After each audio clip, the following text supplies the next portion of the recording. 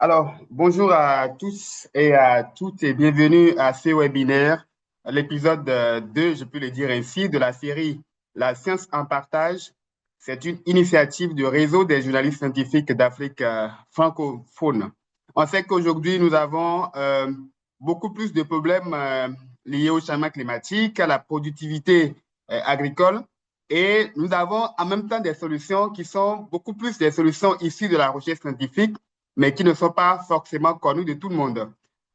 Comment peut-on améliorer la productivité, par exemple, des légumineuses dans un contexte de crise climatique et d'insécurité alimentaire? Et surtout, quel rôle les médias peuvent-ils jouer pour aider le public à comprendre ces enjeux, à s'approprier les solutions proposées par la recherche pour nourrir le débat public? Les légumineuses sont au cœur des systèmes agricoles. Nous avons deux acteurs avec nous pour en discuter le professeur Pascal Rougnan, qui est professeur titulaire en microbiologie des sols et écologie microbienne, ancien vice-recteur de l'Université nationale d'agriculture du Bénin, et le docteur Essozouana Modoum Banla, j'espère que je prononce bien, sélectionneur et chef du programme légumineuse à graines à l'ITRA au Togo. Merci d'être avec nous, chers invités. On va démarrer d'abord avec vous. Alors, je suis sûr que vous avez certainement beaucoup travaillé ces dernières années à l'innovation technologique pour améliorer la productivité donc des légumineuses ou au niveau de votre centre de recherche, institut de recherche LITRA. Qu'est-ce qu'il y a de nouveau qu'on peut se mettre sous la dent? Qu'est-ce qu'il y a à se mettre sous la dent aujourd'hui qui peut aider à améliorer la productivité agricole? Bien, merci beaucoup. Merci pour l'opportunité que vous nous donnez de partager avec vous un peu les avancées en termes de technologie sur les légumineuses qui peuvent permettre vraiment d'améliorer la productivité et le rendement auprès des producteurs. Je dirais tout simplement que dans un contexte de changement climatique, les problèmes ou les défis qui se posent à nous aujourd'hui, c'est les baisses de rendement, la population croissante et donc une croissance également en termes de demande alimentaire. Et donc, il faut satisfaire cette demande. Mais dans cette condition-là, nous avons les changements climatiques qui provoquent des circonstances comme les sécheresses, l'apparition de maladies ou de ravageurs qui viennent donc compliquer la situation. Et donc, au niveau des programmes de recherche, les thématiques essayent d'apporter des solutions à ces problèmes. Donc, cette thématique tourne autour des variétés à haute performance qui peuvent vraiment, dans ces conditions-là, donner un rendement qui permet vraiment de satisfaire les besoins des hommes. Et quand nous parlons de variétés, pour moi qui suis un sélectionneur, le professeur reviendra et parlera beaucoup plus de la fertilisation. Donc, quand nous parlons de variétés, généralement dans ce contexte de changement climatique, d'apparition de sécheresse et d'apparition de maladies, nous développons des variétés à cycle court qui peuvent permettre, dans des conditions de raccourcissement des saisons de pluie, de pouvoir boucler la saison et d'avoir un rendement satisfaisant. Il y a des variétés également qui résistent à la sécheresse. Nous avons également des variétés qui résistent aux maladies, aux attaques d'insectes. Voilà. Donc, il y a des variétés qui sont améliorées dans ce sens-là. Maintenant, l'amélioration des variétés seule ne suffit pas pour atteindre le haut rendement. Et donc, il faut un paquet technologique qui s'occupe également. Vous êtes en train de parler, mais je ne vous entends pas, hein, sorry.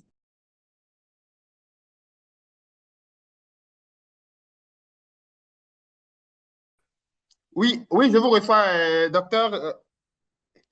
Alors, alors, est-ce que davantage vous pouvez nous en dire sur un cas particulièrement, un cas précis donc de cette technologie-là pour améliorer la sélectivité donc des légumineuses?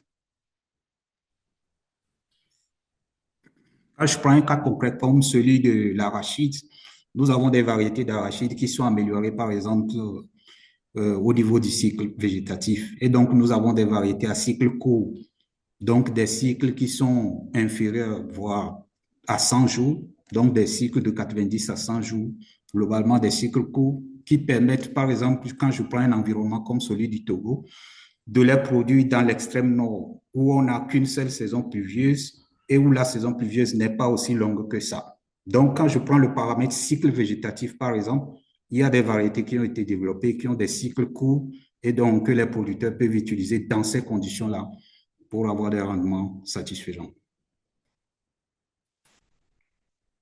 Je m'attendais justement que vous parliez de l'arachide parce que j'ai compris que vous avez beaucoup travaillé sur l'arachide, notamment sur l'arachis hypogaia. C'est bien ça, hein? Alors, mais comment est-ce que aujourd'hui l'arachide peut aider ou l'arachide, quelle est l'importance aujourd'hui de l'arachide dans cette dynamique d'amélioration de la productivité agricole? En quoi on peut produire l'arachide et améliorer la productivité donc des autres cultures? En quoi il faut peut-être faire rentrer l'arachide dans le dispositif d'amélioration des sols, par exemple? Je peux être producteur, produire l'arachide, produire le maïs, produire d'autres cultures, mais pourquoi l'arachide doit être associé, par exemple, à cette dynamique-là? OK, merci beaucoup. Nous sommes en train de parler des légumineuses. C'est vrai que la dernière fois, nous avons un peu défini ce que sont les légumineuses. Et l'une de leurs caractéristiques fondamentales, c'est que les légumineuses ont cette capacité de fixer l'azote atmosphérique. Et donc, une fois cet azote fixé, la plante l'utilise, c'est vrai, pour sa physiologie et pour produire. Mais en fin de cycle, l'avantage des légumineuses, c'est que une bonne partie de l'azote qui est fixé dans l'atmosphère est restaurée au sol, ce qui permet d'améliorer la fertilité du sol. Et donc, aujourd'hui, on encourage de plus en plus les paysans à non seulement associer les légumineuses aux céréales, mais de pratiquer la rotation culturelle. Ce qui fait que les paysans font suivre, par exemple, après une culture d'arachide, par exemple, on fait suivre une culture de maïs.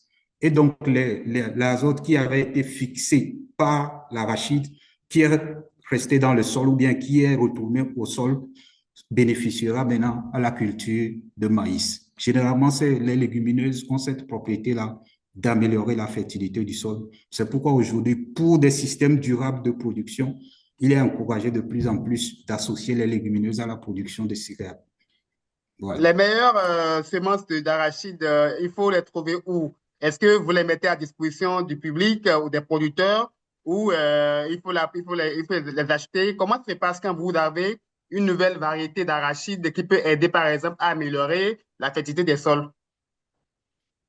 Généralement, lorsque les variétés sont développées, lorsque la technologie est validée, c'est-à-dire la variété enregistrée au catalogue national, nous avons un système semencier. Et donc, les semences sont récupérées par les semenciers multiplicateurs qui, à leur tour, mettent ça à la disposition des paysans. Donc, aujourd'hui, pour tous ceux qui sont intéressés par des semences améliorées d'arachide, ils doivent s'approcher des semenciers de leur zone qui, généralement, ont des points de distribution de semences parce que ces semenciers, à leur tour, ont pris nos semences améliorées, les ont multipliées et mettent ça à la disposition des producteurs. Nous mettons également à la disposition des producteurs des fiches techniques que nous distribuons très souvent. Et donc, sur ces fiches techniques, nous avons des contacts et des numéros que les producteurs peuvent appeler facilement. Ils peuvent contacter ces numéros-là pour éventuellement exprimer leurs besoins en termes de je veux tel type d'arachide pour pouvoir faire cette production. Et généralement, nous les orientons vers le point de vente de ces arachides améliorés-là. Mais j'aimerais préciser que je suis le chef programme légumineuse et ce n'est pas seulement les arachides. Donc, nous travaillons OK. aussi bien sur le niébé, sur le soja et sur les autres légumineuses. C'est dans ce cadre d'ailleurs que je connais très bien le prof Ouniadan, que je salue au passage. Justement, on va revenir tout à l'heure vers le professeur. Avant bien, euh, je voudrais qu'on clarifie. Quand on parle de technique et de technologie dans le domaine agricole, les gens vont tout de suite vers les OGM. On pense tout de suite que quand on parle de sélection, qu'on parle d'OGM. Alors, quelle est la différence entre les OGM et les technologies les technologies que vous mettez en place pour la sélection donc, des variétés? Les OGM, généralement, pour ne pas rentrer dans des termes techniques et très compliqués, généralement, les OGM font intervenir de l'ADN ou bien des gènes étrangers à l'organisme de départ. Donc, quand on prend par exemple une variété d'arachide, on peut l'améliorer, mais en important des gènes qui sont étrangers à l'arachide. C'est ce qui peut déboucher sur des OGM.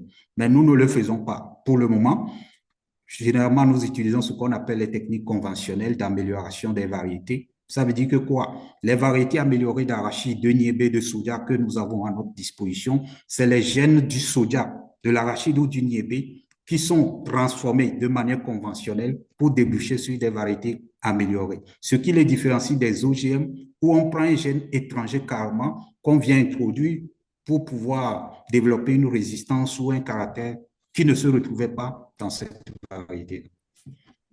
D'accord. J'espère que c'est maintenant un peu plus clair. Et donc, c'est ainsi que vous avez, par exemple, travaillé à faire face à la cercoporiose, par exemple. Est-ce que vous pouvez nous Bien en sûr, parler? Est-ce bien que vous sûr. pouvez nous en La parler? cerco... Oui, bien sûr. La cercosporiose, c'est la maladie la plus répandue dans les systèmes de production de l'arachide. De plus en plus, on observe aussi la cercosporiose sur le soja. Donc, c'est pour dire que très bientôt, ça va devenir très majeur également sur le soja parce que cette année, nous avons observé beaucoup.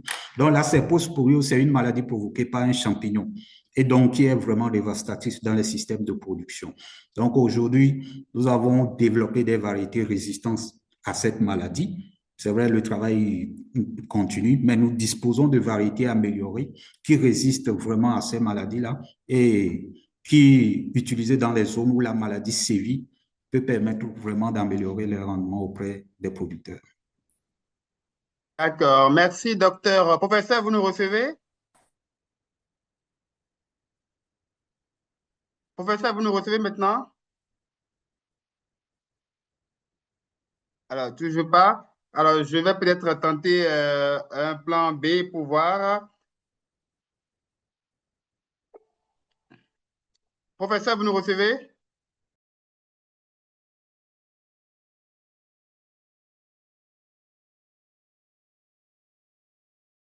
Parlez directement.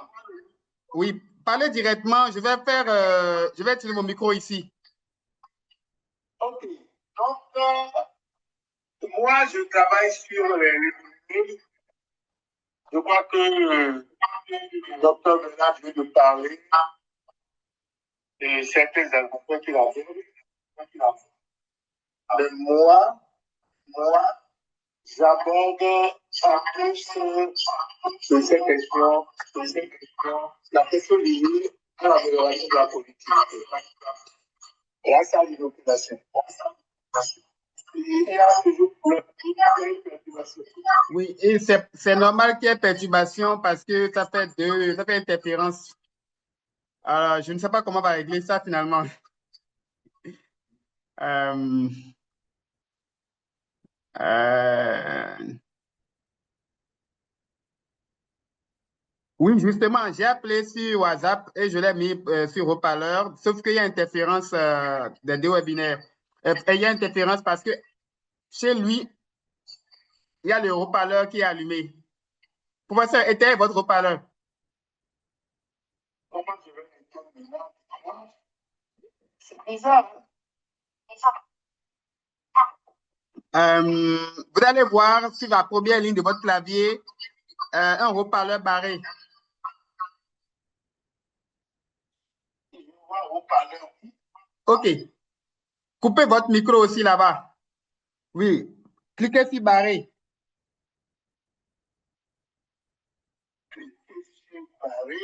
Vous allez voir un haut-parleur qu'on a barré.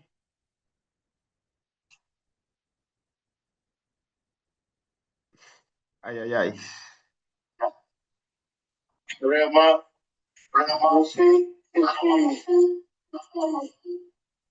c'est d'avril. Hein. Ben, vous avez vu là, le haut-parleur, au moins le. OK, oui, ça peut dépendre aussi du type d'ordinateur que vous avez. Ça, c'est vrai aussi. Alors, J'ai un qui commence par me créer des ennuis. Là. Vous m'entendez maintenant? alors, professeur, est-ce que vous pouvez au moins vous connecter sur votre téléphone? Bon, je vais tenter ça. Alors, le temps que vous connectez sur votre téléphone, on va. Vous ne pouvez pas partager malheureusement des documents, c'est ça le problème. Oui, je vais partager chez moi. Envoyez-moi le document, je partage pour vous. Okay. D'accord. On vous revient à la professeur dès que c'est fait, par votre téléphone.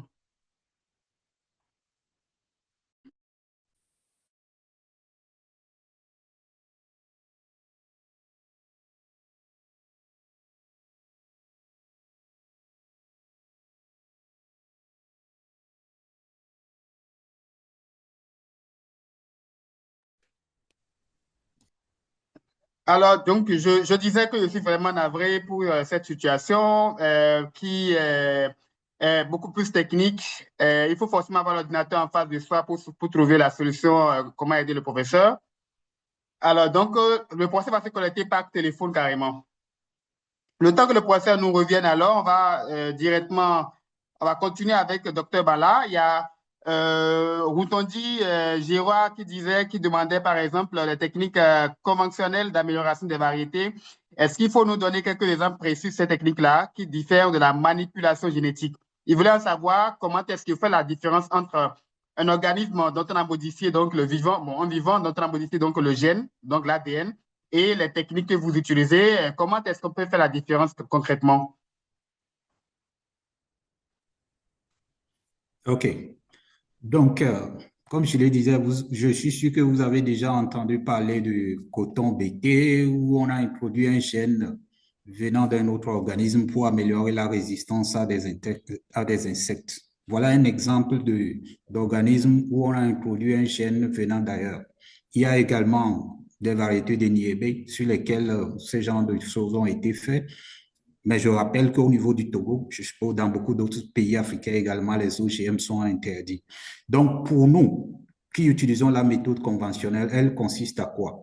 Les plantes ont un mode de reproduction. Quand je prends l'arachide, par exemple, ou le niébé, ces plantes ont une reproduction que nous appelons autogame. Ça veut dire que quoi? Une plante est capable de se reproduire par elle-même. Elle n'a pas besoin d'une plante mâle à côté ou d'une plante femelle à côté lorsqu'elle-même elle est mâle ou femelle. Donc, elle a les fleurs mâles et femelles à son niveau et donc elle est capable de s'auto-reproduire.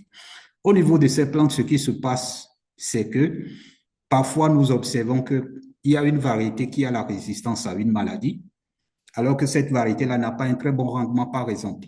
À côté, il y a une variété qui a un bon rendement, mais qui est sensible à une maladie. L'idée maintenant, c'est comment combiner ces deux caractères, le rendement et la résistance aux maladies, pour améliorer in fine la production du paysan. Qu'est-ce qu'on fait? Étant donné que la plante par elle-même n'est pas capable de combiner ces deux caractères, nous aidons en quelque sorte la plante en prenant au niveau de la plante mâle, l'organe mâle pour venir le mettre sur l'organe femelle et générer donc une descendance qui combine les deux caractères des parents. Donc, c'est un peu ça l'idée, ce que nous faisons. Ce qui se passe, c'est que c'est au niveau de la même espèce que nous travaillons. C'est pourquoi nous appelons cette méthode conventionnelle.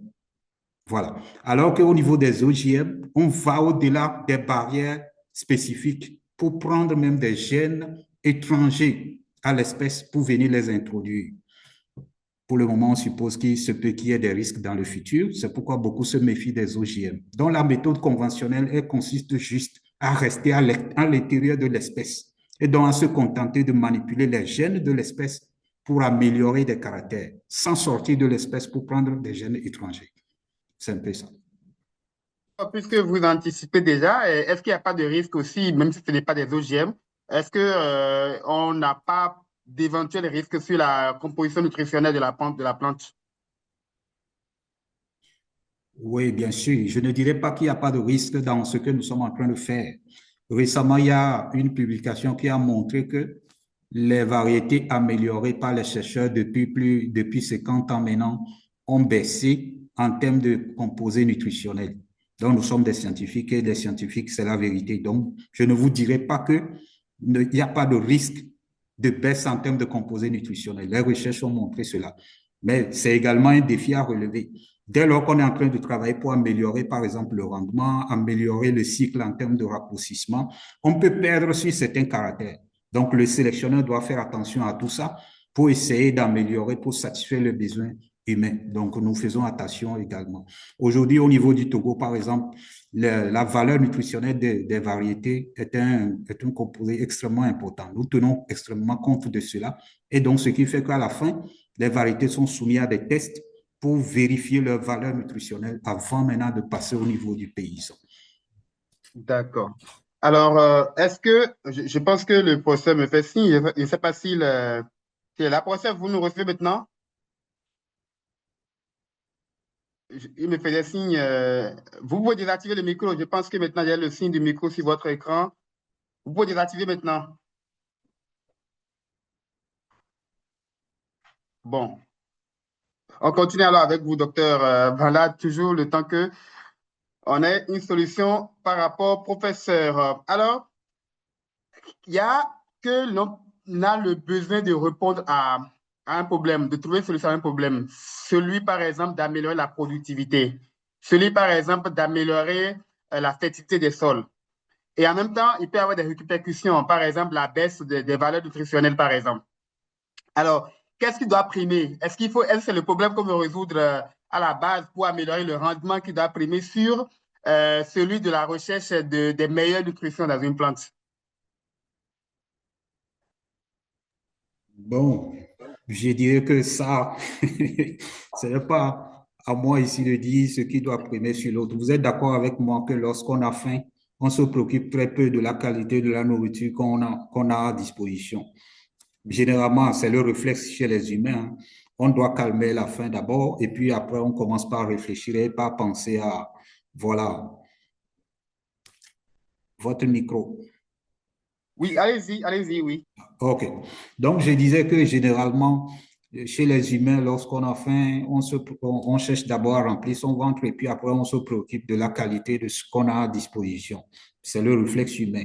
Beaucoup de pays travaillent d'abord à développer des variétés à haut rendement et puis, en même temps, si possible, à améliorer la qualité nutritionnelle. Comme je l'ai dit, ce n'est pas qu'il y ait un caractère qui prime sur l'autre, mais nous sommes tous d'accord que nous devons nourrir notre population.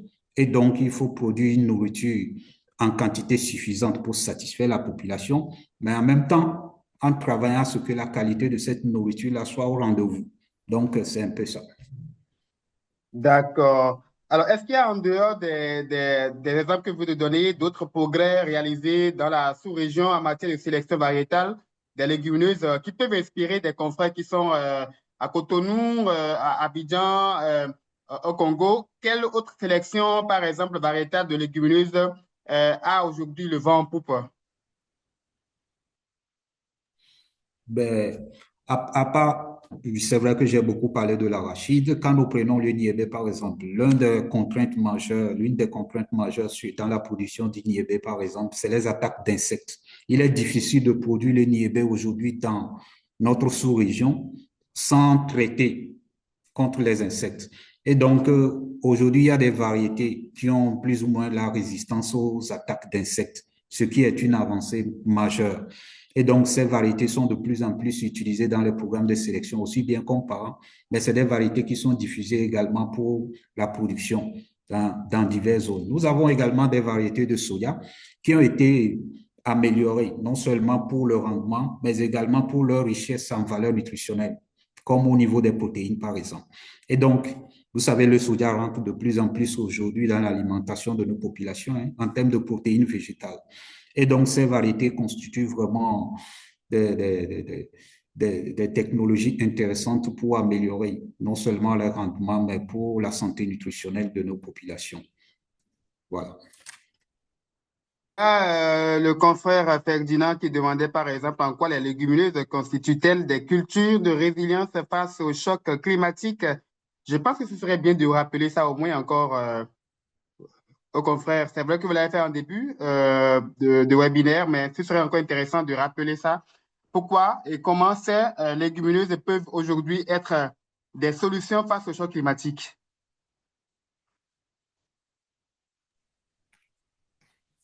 Ben, généralement, les légumineuses, comme je l'ai dit précédemment, l'une des caractéristiques des légumineuses, c'est que ce sont des plantes qui sont fixatrices d'azote atmosphérique. Et donc, la production des légumineuses nécessite moins d'apport d'engrais chimiques, généralement. Et donc, quand on cultive de plus en plus les légumineuses, quand les légumineuses sont intégrées dans nos systèmes culturels, le résultat, c'est que nous arrivons à maintenir la fertilité du sol, voire même à améliorer la fertilité du sol. Et donc, en termes de durabilité de nos systèmes de production, les légumineuses contribuent beaucoup à cette durabilité. Et qui parle de diminution d'utilisation d'engrais chimiques, parle indirectement également de diminution d'émissions de gaz à effet de serre qui contribue au réchauffement de l'atmosphère. Et les légumineuses contribuent significativement à cela, sans rentrer trop dans les détails. Maintenant, il y a l'aspect environnemental. Quand on utilise moins d'engrais, on pollue moins l'environnement, on pollue moins nos nappes phréatiques. Et donc, in fine, nous avons un environnement plus vivable pour nous-mêmes les humains. C'est un peu ça. C'est pour ça qu'on dit que les légumineuses, généralement, constituent des alternatives durables pour la durabilité dans un contexte de changement climatique. Il y Maintenant, a il y a Adrien aussi, qui... Allez-y, il y allez-y, oui. a, voilà, généralement, dans nos systèmes de production en Afrique de l'Ouest, les légumineuses sont considérées comme les cultures des pauvres. Généralement. Donc, vous allez trouver les légumineuses généralement chez les petits producteurs. N'importe quel petit producteur dans son champ, vous trouverez toujours une légumineuse parce que c'est des cultures incontournables qui rentrent dans la fabrication de nos mets, des sauces et un certain nombre de choses. Leur production ne nécessite pas beaucoup d'investissement non plus. Et donc, c'est des cultures qui sont très faciles à faire. Et donc, voilà, c'est un peu ça. Il y a, tout à l'heure, vous évoquez le volet euh, pollution chimique à cause donc de d'utilisation des intrants agricoles. Il y a Adrien qui demandait face aux nuisibles qui attaquent certaines légumineuses, des paysans utilisent à dose non contrôlée des insecticides pour conserver leurs récoltes. On a souvent déploré des pertes en vies humaines après consommation. Est-ce que vous avez des recettes biologiques? Est-ce que la technologie a évolué au point qu'on ait des solutions biologiques face aux ravageurs? Oui, bien sûr. Aujourd'hui, ce que vous êtes en train de décrire, parfois, c'est la méconnaissance ou le manque d'information qui fait qu'on en arrive là. Sinon, il y a des produits qui permettent de conserver efficacement les légumineuses. Il y a également des technologies de conservation qui permettent de conserver, donc, in fine, de disposer du produit à la fin qui est consommable et qui est sain pour la santé. Donc, pour les légumineuses comme le niébé, par exemple, nous avons des technologies de conservation qui ne coûtent pas très cher. Je prends par exemple l'utilisation de sacs hermétiques que nous appelons très souvent les sacs PIC qui sont parfois disponibles. Nous avons également des bidons. Nous encourageons les producteurs, par exemple, à les utiliser. Lorsque le produit, après la récolte, est très bien trié, on le conserve dans ces genres de contenants qu'on ferme hermétiquement. La conservation peut durer. Et donc, nous avons ces technologies qui ne sont pas coûteuses également, où nous encourageons les producteurs à conserver leurs produits dans ces conditions-là et, in fine, à disposer de produits sains pour leur santé.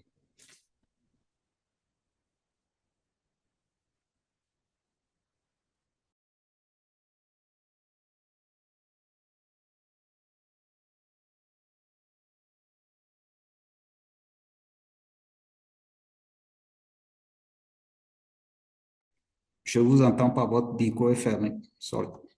D'accord, alors c'est bon maintenant. Alors, Am Messan demandait si vous pouvez nous présenter les différentes étapes de la procédure de croisement chez les plantes autogames et allogames dans un programme de sélection croisée. Je pense que on risque de faire carrément un cours d'agronomie ici, mais de façon très simple. Est-ce que vous pouvez nous donner une idée? OK, je vais le dire. Je prends un exemple très simple. Vous avez une variété de niébé et vous observez par exemple que la variété a de petites graines, mais a un très bon rendement. Le producteur veut des variétés de niébé, par exemple à grosses graines, mais avec un bon rendement. Qu'est-ce qu'on fait? Vous observez que vous avez deux variétés. Une qui a de grosses graines, mais qui n'a pas un bon rendement, alors que l'autre a de petites graines, mais a un très bon rendement. Vous voulez combiner les deux caractères. Qu'est-ce que vous faites? Vous mettez les deux en place. Vous prenez la fleur, l'organe mâle chez l'un pour mettre sur l'organe femelle chez l'autre. Comme chez les humains, en quelque sorte, c'est comme si maman et papa vont ensemble pour faire un bébé. Donc, in fine, le bébé qui sort, on considère qu'il a pris un peu de caractère chez maman, un peu de caractère chez papa, et donc, il combine les deux caractères. Rendement élevé, grosse graine, ce qui satisfait aux besoins du producteur. C'est un peu comme ça pour schématiser que les sélectionneurs travaillent. Et donc, une variété qui a un caractère mais qui manque d'un autre, vous avez une autre qui a ce caractère mais qui manque d'un autre. Vous les combinez et vous disposez d'un enfant qui a les caractères que vous désirez. Voilà, c'est un peu ça. D'accord. dans un schéma très simple. L'idée, c'est aussi de permettre aux confrères de faire de la veille scientifique et technologique. Alors, quand il y a une nouvelle variété qui sort, quand il y a une nouvelle technologie qui sort, comment est-ce que le journaliste peut être informé aussitôt de ce que, attention, il y a une avancée de la recherche?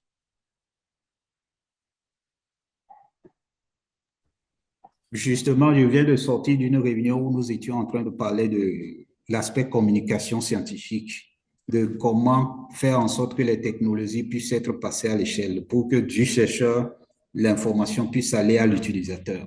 Et donc, c'est une vraie contrainte depuis un certain temps. Je pense qu'il appartient aux chercheurs de trouver le moyen de communiquer pour faire passer cette information-là auprès des journalistes. Aujourd'hui, nous avons une cellule communication au niveau de l'Institut togolais de recherche agronomique. Nous avons une plateforme également et donc notre service communication est en relation avec un réseau de journalistes également.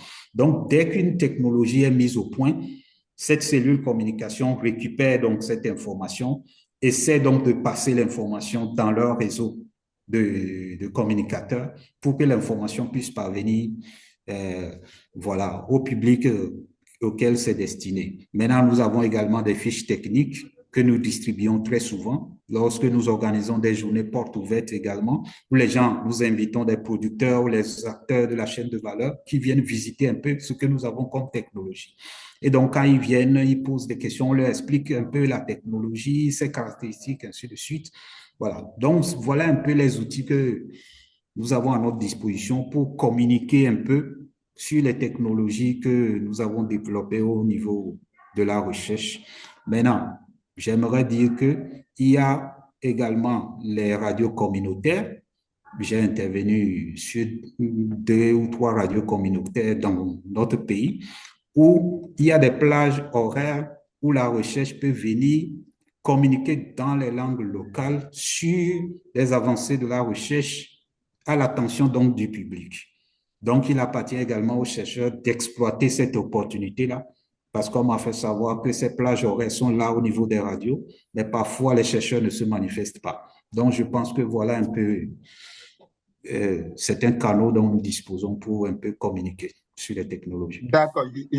Je rappelle aussi aux confrères que les catalogues dont vous parlez, les catalogues de sélection variétale, les fiches sont disponibles normalement au niveau des instituts de recherche agronomique, par exemple, du Bénin, du Togo. Je pense que chaque pays a des instituts de recherche et produit ces fiches techniques-là et ces catalogues. Donc, on peut les retrouver au niveau des antennes sud, nord, centre des instituts de recherche, comme on peut les avoir également sur les sites Internet donc, de ces instituts de recherche. Shams Din demandait par exemple, remarque très souvent que des personnes utilisent des bidons de 25 litres ou des plastiques d'eau recyclés pour conserver des légumineuses et disent que cela évite l'attaque des parasites. Est-ce qu'une bonne pratique de conservation et que conseillez-vous pour une meilleure conservation des légumineuses? C'est une très bonne pratique de conservation et nous encourageons beaucoup cette pratique-là. Et je vous dirais même que nous, les chercheurs également, utilisons également cette technique, mais que nous avons juste améliorée. Et donc, nous utilisons des contenants où nous conservons également nos semences dans des conditions hermétiques. Donc, c'est pourquoi je dis que les bidons recyclés constituent vraiment un moyen de conservation très efficace. En tout cas, ça a montré beaucoup d'efficacité au Togo et donc c'est encouragé au niveau des producteurs. Dans certaines agglomérations de l'Est de la RDC, certains producteurs abandonnent la culture des légumineuses à cause du prix moins cher de ces produits. Je pense qu'ils parlent donc des semences. Quels conseils pouvez-vous leur donner et comment doivent-ils faire ces citoyens à cette heure où l'instabilité du marché bat son plein? Il y a aussi la question du coût des semences. Hein. Quand on a une nouvelle variété. Et effectivement, bon, pour le coup des semences, je pense que ça interpelle beaucoup plus nos politiciens parce que généralement, les prix des semences sont fixés par les décideurs politiques qui n'appartiennent pas aux chercheurs de fixer le prix des semences. Et je pense que pour encourager l'utilisation des semences au niveau des petits producteurs, il faut des politiques qui vont dans ce sens-là pour promouvoir donc l'utilisation de semences améliorées. Maintenant, venant l'intervention du collègue de l'Afrique centrale qui dit que les gens sont en train d'abandonner de plus en plus les légumineuses. Effectivement, nous devons travailler non seulement sur l'augmentation des rendements, mais également à la transformation de ces légumineuses-là. Donc, pour créer de la valeur ajoutée. Et donc, au Togo, par exemple, si je veux prendre un exemple, nous avons une usine d'huilerie d'arachide, ce qui fait que les producteurs d'arachide, actuellement, la demande d'arachide parfois n'arrive pas à satisfaire donc les besoins de l'usine, ce qui est quelque chose d'intéressant lorsque la demande dépasse donc l'offre. C'est ce que le producteur, en tout cas, désire. Et donc, si nous arrivons vraiment à créer cette demande-là, à travailler sur la transformation, je pense que nous allons améliorer un peu toute la chaîne de valeur et donc les producteurs ne se plaindront plus du fait que les prix sont trop bas. Alors, je rappelle que quand on lit certaines CDN, quand je parle de CDN, c'est la contribution déterminée au niveau national d'un pays par rapport au changement climatique. Il n'y a que les pays proposent, par exemple, le développement de semences, l'amélioration de l'accès aux semences. Et il y a beaucoup à investiguer pour les médias pour savoir comment est-ce qu'on met en œuvre ces différentes propositions contenues dans les CDN pour favoriser l'accès à ces semences-là et surtout sur la question donc, du coût. Je pense que le professeur Pascal Ouyandan nous a rejoint finalement, et cette fois-ci la bonne, je suppose. Professeur, vous nous entendez? Votre Son micro, vous micro. pouvez désactiver maintenant. Votre micro est toujours fermé. Sur votre téléphone, oui.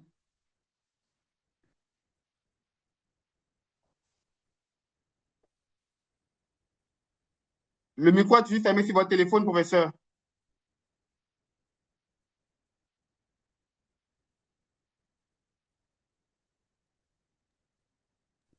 Alors, je pense que... Professeur, on vient de vous envoyer une invitation pour désactiver votre micro. Vous devez voir une notification de Zoom vous demandant de... Voilà, c'est parti. Non, vous l'avez fait tout à l'heure et c'est parti encore. Euh, je renvoie la notification. Vous devez la voir maintenant. Appuyez juste sur oui et puis c'est bon. Je pense que là, on doit pouvoir vous entendre si vous acceptez de désactiver.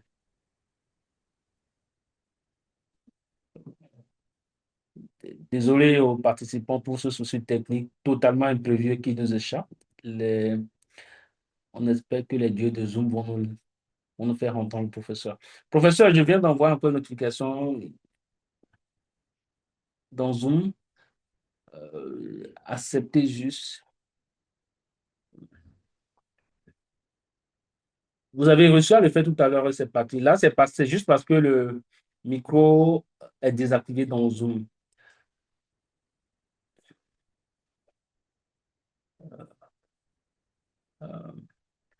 Ou soit, ce que vous pouvez refaire, si ça ne marche pas, vous vous déconnectez et, et vous revenez. Et dès que vous revenez, vous prenez la parole pour s'assurer en fait que c'est tout bon. Sinon, c'était bon jusqu'à ce que vous n'appuyez sur le second.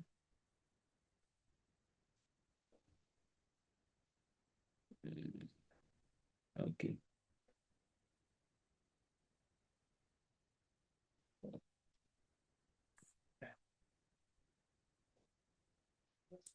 Qu'est-ce qui se passe? Vous êtes en train de partager votre écran. Alors, le temps que le professeur et Kossi trouve toujours la solution attendue, y a-t-il des variétés? Ah oui, l'écran du professeur est partagé. Y a-t-il des variétés? Y a-t-il des variétés de légumineuses qui sont pas trop recommandées pour la consommation des hommes? C'est Roger Akakbovi de Afrique Santé qui pose la question. Et c'est beaucoup plus question de santé cette fois-ci.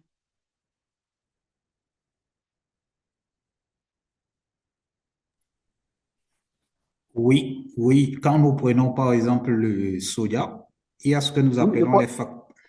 professeur, le micro vient d'être désactivé, je pense, hein. Professeur, parlez. Oh là là, on n'entend pas. Alors, allez-y, docteur.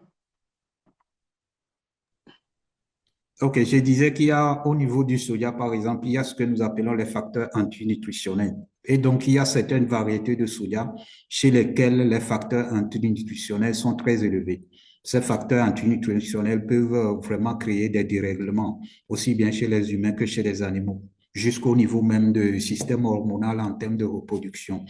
Donc, je ne dis, généralement, ces variétés ne sont pas promues par la recherche dans nos systèmes de culture. Et donc, nous les évitons puisque nous travaillons sur ces aspects pour nous assurer que ce n'est pas ces genres de variétés qui sont promis au niveau des paysans. Donc, effectivement, il y a des variétés comme ça auxquelles je ne dirais pas qu'il faut faire attention parce que généralement, les chercheurs ne diffusent pas non plus ces variétés, mais ça existe.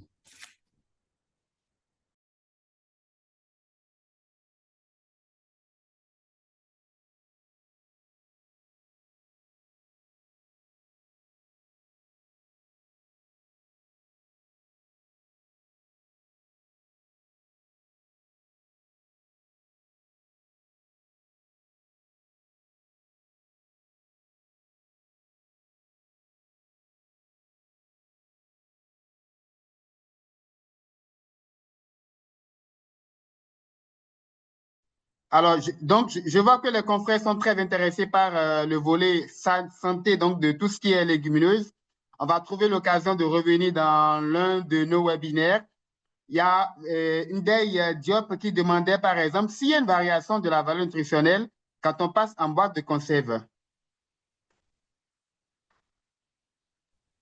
Oui, effectivement, effectivement, il y a beaucoup de produits qui généralement, lorsqu'on quitte le naturel, on passe à la conservation, les transformations, le processus de transformation peut déboucher sur une diminution de la valeur nutritionnelle. Je ne dirais pas que c'est pas vrai. Il y a ce risque-là. D'ailleurs, même vous allez constater qu'il est très souvent encouragé de consommer des trucs frais, des légumes frais, les feuilles de légumineuses que de niébé que nous utilisons. Donc, le frais généralement contient l'essentiel des nutriments dont l'homme a besoin. Et donc, la transformation peut déboucher sur une diminution en termes de valeur nutritionnelle. Mais nous avons quand même besoin de la transformation parce que parfois, nous produisons et nous avons une quantité vraiment importante en termes de production que nous devons conserver pour consommer plus tard. Et donc, la transformation nous permet de disposer de cette production-là que nous pouvons gérer sur un temps relativement long. Mais dès que possible, si on peut consommer naturel et puis frais, généralement, c'est ce qui est encouragé. D'accord. Il y a Boussayo Epiphane Chabi qui nous demande s'il n'y a pas un risque pour les consommateurs quand dans certaines régions de notre pays, ici au Bénin, au-delà donc de conserver les légumineuses dans des bidons, des producteurs y ajoutent des produits chimiques. Et ça pose vraiment le problème de conservation, non pas seulement donc des légumineuses, mais de tout ce qui est alimentation post-récolte, aussitôt récolté. Comment est-ce qu'on arrive à s'assurer de la conservation quand on sait que des gens peuvent ajouter tout produit et n'importe quoi pour pouvoir s'assurer qu'il n'y a pas de ravageurs qui vont détruire les graines. Est-ce que ça, là, comment vous arrivez en tant que sélectionneur à travailler en amont pour réduire les risques donc de post-récolte, de perte post-récolte, voilà. Voilà, pour réduire les pertes, pour être direct dans la réponse, je dirais tout simplement que il y a certaines variétés, par exemple, qui résistent à l'attaque des bruches et des insectes qui viennent durant la conservation.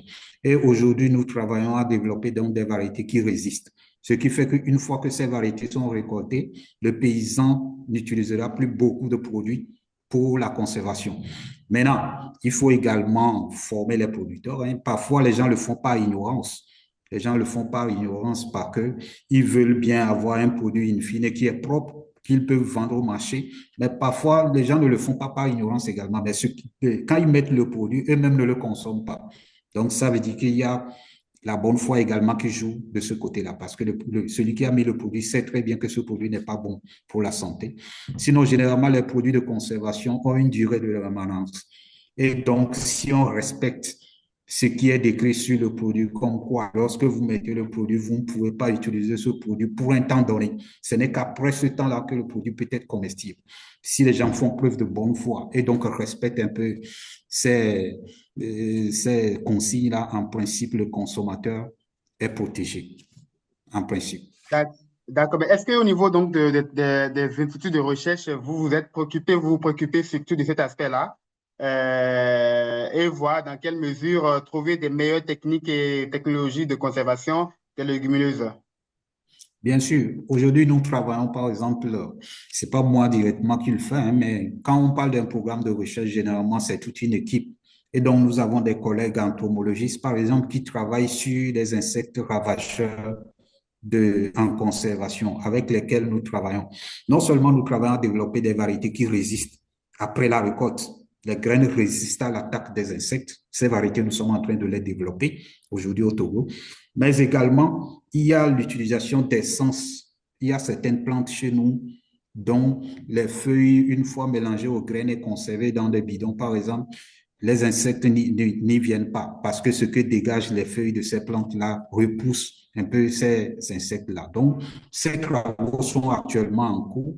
C'est des méthodes écologiques et qui sont propres pour la santé humaine. Et donc, normalement, d'ici peu, dès que ces résultats seront disponibles, ces résultats seront vulgarisés auprès des utilisateurs. On serait aussi très bien intéressé de recevoir un entomologiste. Je rappelle qu'un entomologiste est un spécialiste des insectes pour discuter de comment est-ce que on peut travailler à réduire donc ces risques donc de ravageurs dans la production et la conservation donc des légumineuses. Il y a le professeur qui est d'accord pour une autre séance. Alors je reçois un message de Kossi. Alors, on va donc certainement reprogrammer avec le professeur, certainement quand il sera de retour à Cotonou, parce que je rappelle qu'il n'est pas actuellement au Bénin. Et donc, on va beaucoup plus échanger par la suite pour voir comment anticiper sur ces difficultés techniques. Gilles Djibril Kamfa demande au-delà de la production des variétés améliorées de légumineuses, que fait la recherche et développement pour assurer leur vulgarisation à coût modéré auprès des producteurs? La question qui revient encore, hein, docteur.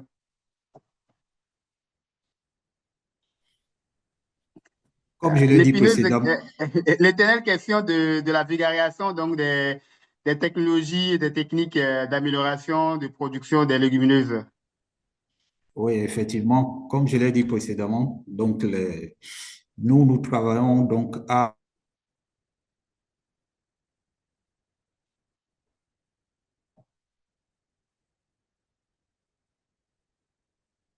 Docteur, je vous ai perdu. Docteur, je vous ai perdu. au-delà de Vous êtes cela, là? nous avons normalement nos décideurs. C'était ma connexion, c'est OK. bon? Oui, c'est bon C'est maintenant. bon? Oui, c'est bon. OK, Oui. voilà. Comme je le disais précédemment, je pense qu'il y a des initiatives dans nos pays pour rendre ces technologies-là disponibles aux producteurs. Je ne suis pas au Bénin, mais récemment, j'ai appris qu'il y a une agence qui a été créée au Bénin et qui va travailler.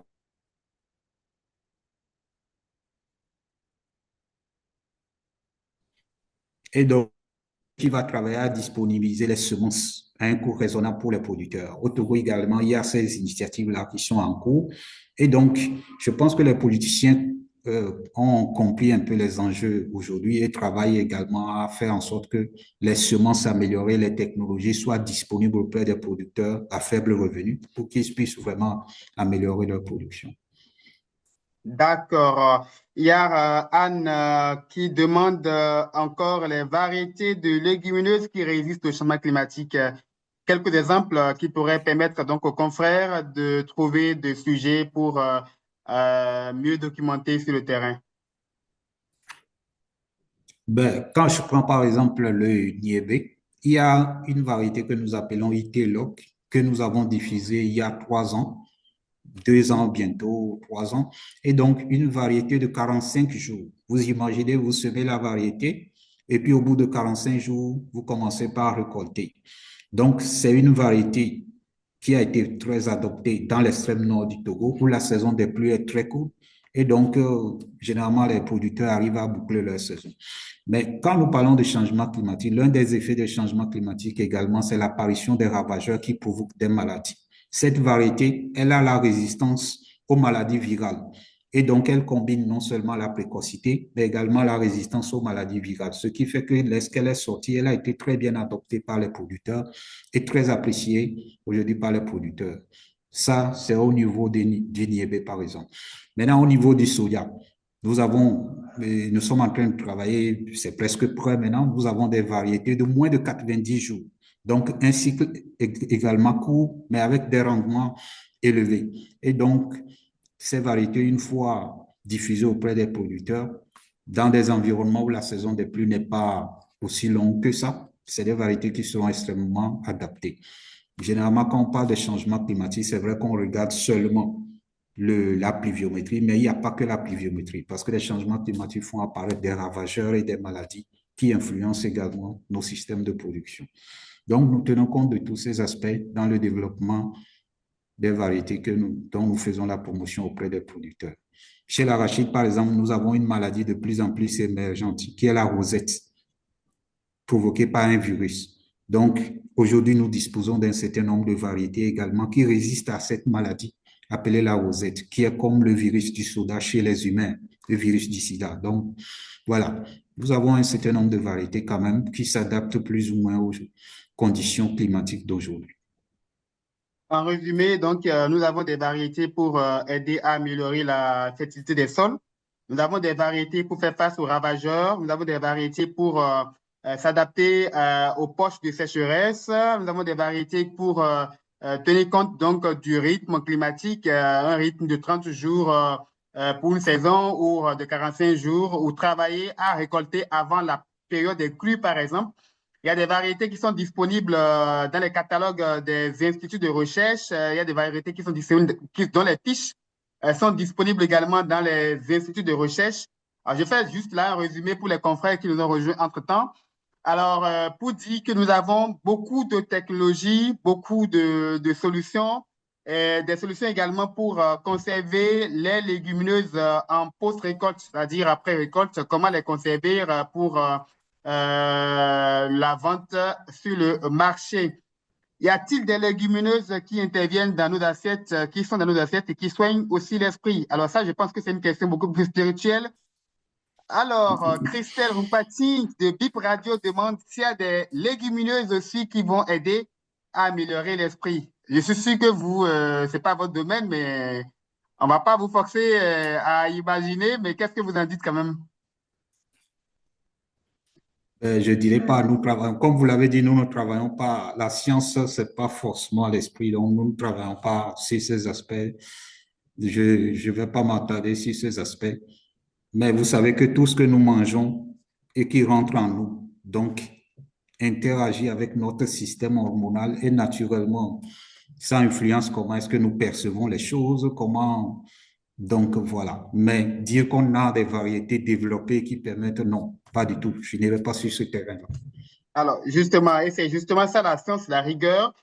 Christelle Rumpati, je vous suggère de vous rapprocher d'un ethnobotaniste qui pourra vous aider à en savoir plus donc, sur la possibilité pour des légumineuses de se connecter à la spiritualité. Je pense que nous avons encore quelques messages en attente par rapport au concours de production lancé par le RGSAF.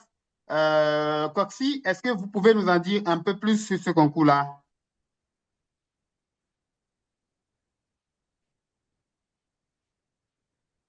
Coxy? Alors, Coxy n'est pas tout prêt. Je continue. Le professeur Pascal a fait un message. Je crois que cette rencontre va être organisée à nouveau puisque j'avais beaucoup d'informations à partager, mais en raison de la technique, j'ai des difficultés à me connecter.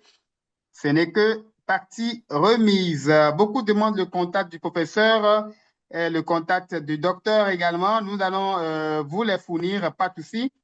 Victoire demande dans une région confrontée au conflit d'armée, au conflit armé, les stabilités politiques, pensez-vous que la culture de légumineuses peut-elle contribuer à éradiquer l'insécurité alimentaire et améliorer l'autosuffisance alimentaire? Victoire. sa préoccupation. Vous en dites quoi? Oui, effectivement, les légumineuses peuvent contribuer beaucoup à améliorer la sécurité alimentaire. Vous savez que quand nous parlons de la sécurité, de la sécurité, la première sécurité d'abord, c'est la sécurité alimentaire. Et comme je l'ai dit dans mon introduction, les légumineuses, c'est les espèces végétaux les plus faciles à cultiver, généralement qu'on retrouve dans les zones les plus reculées chez les petits producteurs. Et donc, pour une sécurité alimentaire et in fine pour la sécurité de nos populations, je pense que nous devons travailler à renforcer un peu l'intégration des légumineuses dans nos systèmes culturels pour améliorer les rendements.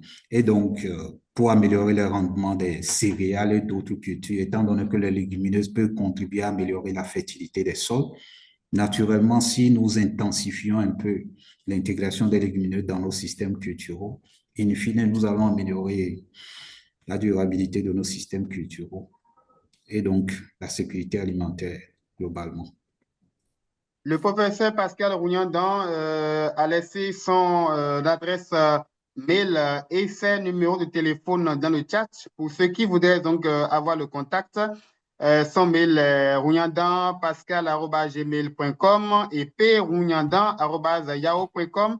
En plus de ces téléphones, de ces numéros de téléphone. On va donc donner la parole à Kossi, mais bien avant, il y a une toute dernière question venue de Dakar. Pourquoi les légumineuses frais prennent du temps à être cuits? Alors, toujours la question de la nutrition, hein? Alors, on n'a pas le choix. On finira par chercher un nutritionniste pour nous parler donc de tout ce qui a trait à la nutrition liée aux légumineuses, au problème de santé, parce que je pense que c'est un sujet qui intéresse beaucoup les confrères. Kossi, à vous la parole. Bonjour à tous et à toutes. Et bien évidemment, le réseau des journalistes scientifiques d'Afrique francophone a lancé un concours pour primer les meilleurs reportages sur les légumineuses, dont le concours est lancé depuis le 15 janvier 2026 et ouvert jusqu'au 15 avril 2026. Donc, vous avez tout le temps pour nous soumettre vos productions, que vous soyez un journaliste issu de la presse écrite, de la radio ou de la télévision ou des médias numériques. Vous pouvez postuler à ce concours. Il est ouvert à tous les journalistes d'Afrique francophone, que vous soyez au Togo, au Bénin, en Côte d'Ivoire, au Mali, au Burkina Faso, au Sénégal, en Guinée, même à Madagascar. Tous les journalistes d'Afrique francophone peuvent postuler à ce concours-là. Ce dont nous avons besoin, c'est un article qui aborde les légumineuses sous un angle scientifique ou technique en lien avec la recherche agronomique, la nutrition, on en a entendu parler tout au long de ce webinaire, et la santé, l'adaptation au changement climatique, l'innovation agricole ou encore l'impact socio-économique pour les producteurs, les consommateurs. Donc, tout ce qui tourne, tout ce qui est lié ou est relatif aux légumineuses sont des sujets que nous acceptons pour ce concours. Donc, ce dont nous voulons, c'est vraiment de promouvoir un journalisme scientifique de qualité, un contenu éditorial original, des reportages sur les légumineuses. Et je voudrais aussi ajouter que vous pouvez même vous servir de ce webinaire-là que nous organisons pour proposer des articles. Vous pouvez faire des articles à partir des interventions que nous recevons de ces spécialistes-là. Et si vous avez du mal, par exemple, à trouver un chercheur, n'hésitez pas à écrire au réseau sur nos réseaux sociaux. Nous ferons le plaisir de vous mettre en contact avec un chercheur ou une chercheuse pour répondre à vos préoccupations. Merci aussi au professeur docteur Banla. Je pense que ce n'est pas mon boulot, Philbert va le faire, mais merci encore parce que c'était prévu que vous soyez avec le professeur Pascal, mais voilà, les dieux de la technique ne nous ont pas permis de l'écouter. Mais ce sera seulement une partie remise. Merci. Et ça, pour le concours encore, vous avez euh, vous pouvez postuler jusqu'au 15 avril, donc c'est toujours ouvert. N'hésitez pas de suivre les 4 webinaires. Là, l'une des conditions à ce concours, c'est juste que vous devez participer impérativement aux 4 webinaires qui seront organisés jusqu'à la première semaine du mois de février. Donc, nous avons encore un webinaire sur les légumineuses la semaine prochaine, le jeudi le 29, et le jeudi de la première semaine du mois de février. Merci encore. Merci, Philbert. Merci, Kofi. Je rappelle donc, il est le président du RJ-SAF. Je pense qu'il a répondu à toutes vos préoccupations concernant donc le concours. On va donc mettre fin à ce webinaire parce qu'il est prévu normalement pour durer 1 heure. Mais je pense qu'il y a une question de Shamsdin Baghiri qui demande les producteurs ou les productions, quel format en fonction des catégories, les conditions et critères des prix et combien de lauréats seront retenus. C'est une question à l'endroit de Kossi. Et je pense que le règlement intérieur du concours est disponible sur le site donc, du réseau pour gagner du temps. Je pense que vous pouvez tout de suite taper sur le net. Vous trouverez le site du réseau de www.rjsaf.com et vous pouvez donc retrouver le lien, l'article sur le concours. Mais Kossi veut bien répondre.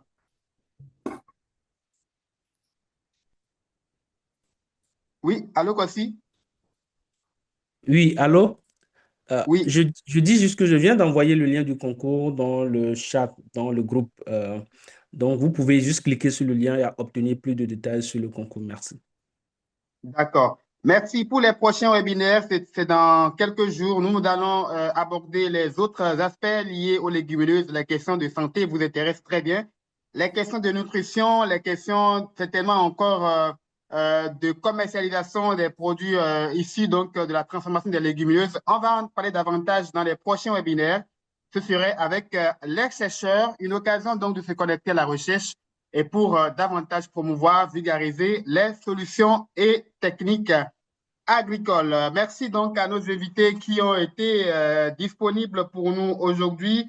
Malheureusement, on n'a pas pu écouter le professeur Rougnan dans ce serait partie remise. Je rappelle qu'il est professeur titulaire en microbiologie des sols et écologie microbienne, ancien vice-recteur de l'Université nationale d'agriculture du Bénin. J'ai reçu Dr Essouna Modjoum Bala, sélectionneur et chef du programme légumineuses à graines de ITRA au Togo. Et moi, c'est Fulbert Adjimirossou. Un plaisir d'avoir été avec vous. À la prochaine.